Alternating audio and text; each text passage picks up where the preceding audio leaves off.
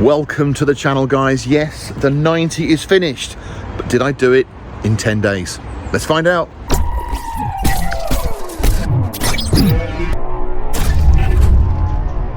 So after looking at this piece of wood for far too long, I have decided to try and get the bonnet latch working. I did have some straps and I really like them, but I think it's probably best to keep it genuine, looking original.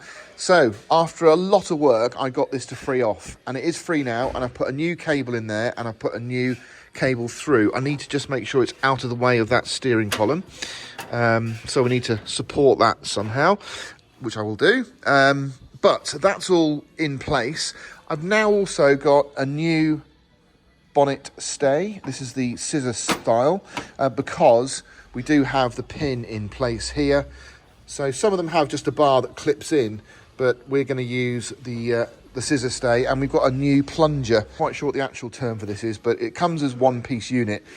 We just have to expose the threads on there a little bit, thread it in place. That will then locate the bottom piece. I don't know if I can do it with my fingers. Yes, I can. So that bit will drop, and that engages and catches on there. It's all pretty simple stuff, I hope. So what we don't want to be in a situation is where we can't get the bonnet open, but we will do our best. So you can use a split pin, that's what's normally used, but I've just used an R-clip on there and got a little washer in place. Now I've used a nylock nut because I wanted to be able to just tighten it up so it doesn't rattle free, but leave it loose. So it does move nicely.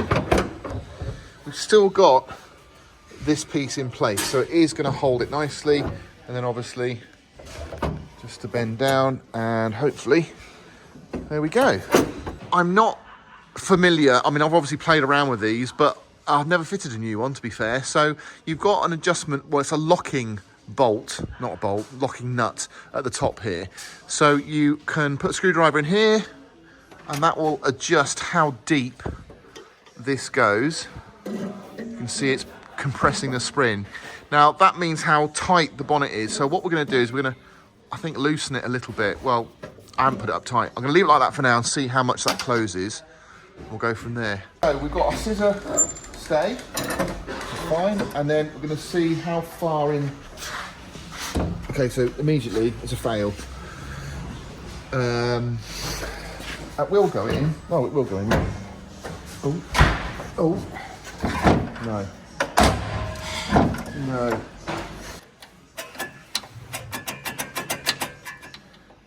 Maybe I need to just, let's get some lube in there, I think, and try again.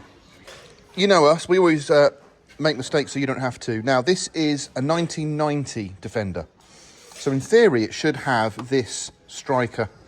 But the slam plate on it is from a later vehicle. Is it 94 onwards? Onwards, yeah. And you can see the difference. Well, perhaps you can't, but there is a difference. This one is much smaller and this one fits. So, Steve, you demonstrate popping it in. There we go. And then we haven't quite done the release cable yet, but it will then pop out. We've got our new striker in place. It still doesn't line up great, but it's on, so it needs to be pulled down more. Hopefully that will release now. So, there we go. And up we go. So we now just need to make it pull down more, so I've got to wind the bolt in further so it clamps it tighter. So you can see there, we're sitting really high still, and there's a bit of movement. Now we have got our bump stops, but they're not touching it, so we need to, that needs to go down even more if we can.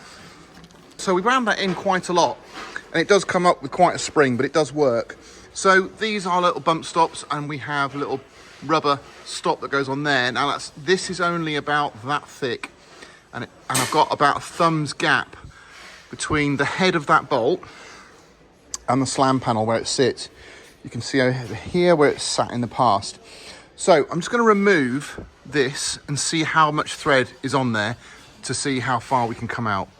So there is the bolt from our bonnet, and you can see it's obviously gone through the nut in the bonnet, and that's a bit extending. So really we need about that much more. So I'll wind this nut just about up to those brown threads, and then that should give us the right stoppage.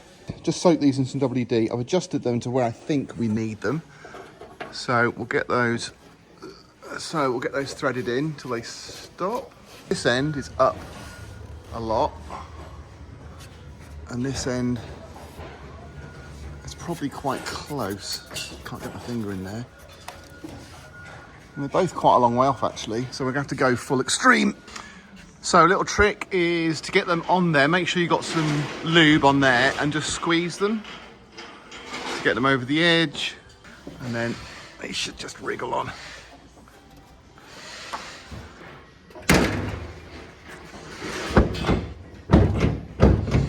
Okay, that's a good sign in a way, because they're now touching and I can't shut the bonnet.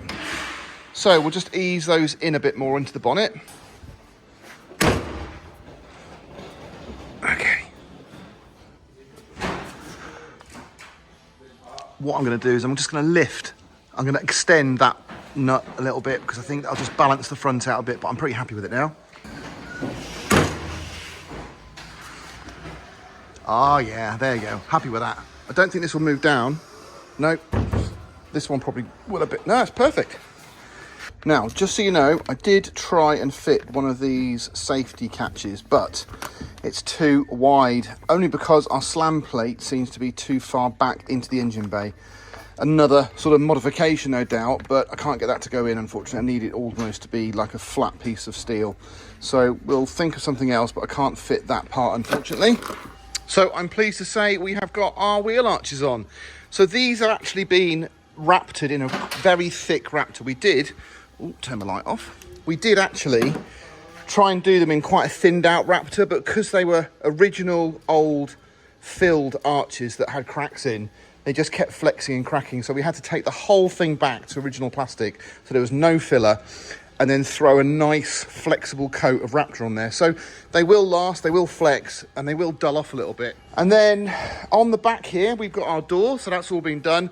Now it does sit nice, but actually it's catching. You can see the stress it's putting on that lower hinge there. The reason for that is the clamp for the weather seal here is all swollen. So it's lifted up here and here. So what I've done is just ground off the screws because they'll never come off. I'm going to peel that off now, hopefully. Oh dear, yeah. Oh, goodness me. Yeah, so there you go, look. It's the old retaining strip. It's not actually bodywork, so it's the retaining strip that's attached to this rubber. So we'll clean all this out, get the door on, and then we'll see if we can actually get another weather strip on there. Right, well, there we go. It's all been buzzed back.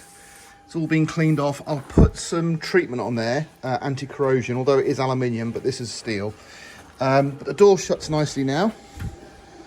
No stress at all on that hinge. So we'll get the door buttoned up, I think, first, before we start looking into putting the strip at the bottom there.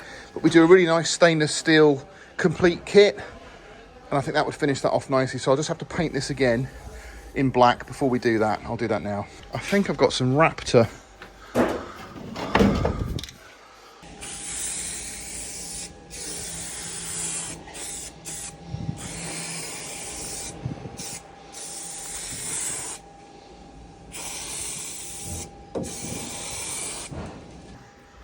It's all tapped in. Let's see if the door shuts.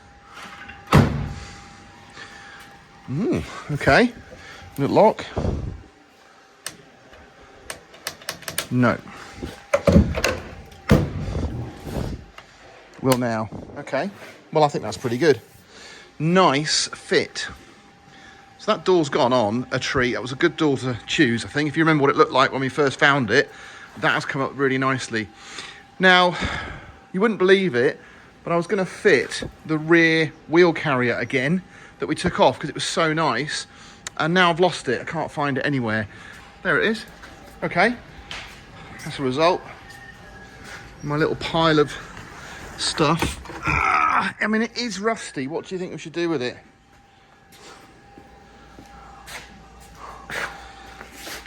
I mean, it just wants to go back on really, but we could. Let's give it some love, shall we? Right, now I've just basically sprayed this with Dinatrol. I think I forgot to press record, so you didn't see it when it was before, but I just basically cleaned it up with some degreaser. I've forgotten to put the lid back on. So there we go. But let's leave that and see what it does, because it was obviously, well, it's brown, you can see that. Hopefully that is going to react now with all the corrosion on there, because it's a corrosion protection rust converter. Fingers crossed, eh? We're going to use a professional bond to seal the rear window in. We're not going to bother with the strips, but obviously you can buy the aluminium strips that hold the glass in. We're just going to bond it straight on, and that'll be just as strong. Well, that was a job that I almost didn't do, and I'm so pleased I have. Look at the difference it makes to the back end. So the kit we offer actually gives you the whole rear seal, the door seal, and it gives you the stainless steel threshold piece and the rubber underneath, which is really nice and soft. I can't slam the door because we've got the glass in. Let's just give it a nice gentle close. Now, someone mentioned in the comments that the fog light in the UK has to be over there, which I didn't know, which is weird because that's where the power went to. So I think I'm going to double up on fog lights just to make it look even. I'm just going to run a wire from that one through the cross member into the back. Then we'll get the spare wheel carrier on and we should be good to go. Well guys, we can stop the clock because that truck is finished. Bar for the exhaust, which I'm not going to be doing, they're going to be doing that themselves. 2 number plates, it is ready for MOT. So, did I do it in the allotted time? So originally we set out to do it in 10 days, 8 hours a day, that's 80 hours. I failed. So I went 3 hours over, which I think isn't too bad. And I'm really, really pleased with what we've done in that short amount of time. It's a complete transformation. Now, when we got the number plates on, it's going to go in for a valet. I'll do a proper going over the vehicle for another video, and I'll do a time lapse so you can see what it was when it started and then what it ended up as. But it's finished and I'm really pleased. So it wasn't particularly difficult. It was just very time consuming. A lot of little jobs came up that I wasn't really expecting. So things like the clutch not working, the engine not running. When it was laid up, it all worked, but obviously it's been stood for 10 years, so it was bound to be a bit of a struggle. But it's all come together nicely. It's cost quite a lot in parts, and I'm actually going to put the cost in parts in that time-lapse video. But the guys have spent over 3 grand on parts for this truck. So when you then think that it's had a full spray job, full paint job as well, on top of that, and the labour and the cost of the original truck, that gives you an idea of its value. Now this is going to go up for sale, so if you're interested in this vehicle, keep an eye out on the channel because I'll put a link probably on eBay or somewhere where it's going to be listed. I'm not sure what we're going to be asking for it for the moment or what they will be, but just stay in touch. If you want to find out, just give us a message. You can always message me at fraser@lrparts.net. I can give you an idea of what might be available. So that's it for today's video. Thank you so much for watching, and I'll catch you very soon on the next one.